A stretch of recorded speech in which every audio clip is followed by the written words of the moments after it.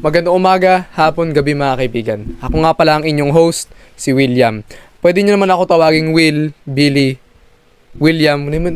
Wala akong paki kasi hindi naman ako nangangagat, diba? So today, ang gusto ko lang gawin para sa itong video na to is basahin ang nilikha kong tula.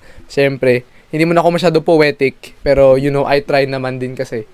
Tsaka rin para sa grade to. Para sa inyo to, Miss Carmi. Kung ikaw man ang nanonood dito. Which I am very sure naman na ikaw na nanonood dito eh. But, ang pamagat ng ating pabasahin na tula ngayon is Tahanan ng Kapayapaan. Which, kakasabi ko nga lang kanina, ako ang lumikha. At para ma-explain man lang sa iyo kung ano ang context itong video na to, gusto ko lang ipakita sa iyo kung ano ang aking susuot ngayon. Meron akong bag ngayon na regalo po sa akin noong pamasko. Pamasko sa akin to. Syempre, wala pang naman yan. Diba? Pero, lagyan na lang natin ng laman yan. Lagyan natin ng wallet. Para hindi magmukhang mahirap. Diba? So, meron tayong blazer ngayon. Blazer to, galing to Shopee. Drippy, diba drippy? Parang pupunta ako ng Amerika, no? Meron tayong Intrams t-shirt kasi nga I represent nga yung LPU, which is yung school ko.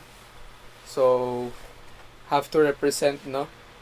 Be a walking advertisement nga, diba? Meron tayong chain. Medyo ang backstory niyan, pero it's a gift. Yun lang naman po. So yun. Ayoko pa patagalin ng intro kasi medyo matagal na ang intro eh. So, let's start na.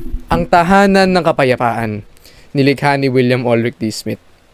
Ang unang stanza, sa tahanan nagsisimula ang kapayapaan. Sa hapagkainan, init ng pagsasamahan, mga tawa at kwentuhan, saglit na pahinga, pagmamahalan, yan ang di mabibilang pa. And next stanza, sa hirap ng buhay at sa halakhak nagtatagumpay. Bawat araw pamilya ay nagiging inspirasyon, kahit simpleng tahanan. Nagtataglay ng lakas, pag-ibig at pag-uunawa. Sandigang ng kaligayahan. Okay, third stanza. Okay. Sa pagtulungan sa gawain sa bahay, bawat miyembro may papel na mahalaga. Walang ingay na sumasabay sa pagkanta. Tulad ng pagsiklab ng ilaw sa simula ng gabi. Okay, fourth stanza. 5 stanzas lang talaga meron tayo eh. Sa hating gabi, tahimik na pumapatak. Bituin sa langit, saksi na sa pagmamahalan. Kahit dilim, lihim na nag-aalab. Pagmamahalan ay nagliliyab. Tila walang hangganan. Okay, fifth stanza, which is the last stanza, which is sa tahanan, pagmamahalan ang pundasyon. Kapayapaan sumisiglab, isang lihim na hiyas sa bawat pintig ng puso. Buhay ay may saysay. Pagsisimula ng kapayapaan ay sa sariling tahanan nag-uumpisa. At iyon, nagtatapos ang aking tula. Yun lamang ay 5 stanzas at din yun din kasi talaga ang kumasya sa aking schedule kasi nga labasan ako labas, but hindi naman siya issue kasi nga natapos ko naman yung poem at sana naman nagustuhan mo yung poem kung sino man nagbabasa nito o sino naman nanonood sa aking video ngayon. Sana naman na-enjoy nyo rin yung pag-narrate ko kasi nga medyo din ako nahirapan kay matagal ko na hindi talaga na tong poem na to, but wala nang excuses kasi nga tapos na.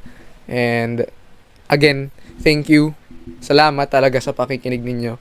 At kung nagustuhan nyo man, Miss Carmi, please feel free naman din po to leave your comments kasi I want din gusto rin po talaga mag-improve sa aking literature skills dahil gusto ko rin po makaintindi talaga ng matinong Tagalog, yung deep na Tagalog din po talaga. Kaya, ito na lang po mismo ang ginawa ko. So, yun na naman po for today's video. Kung may susunod pa po naman na bloopers, din po talaga makikita yung totoong nangyayari bago po mag-start man yung recording. So, yun lang po. Thank you very much. Have a great day and have a blessed good morning, good evening, and good night. Bye-bye.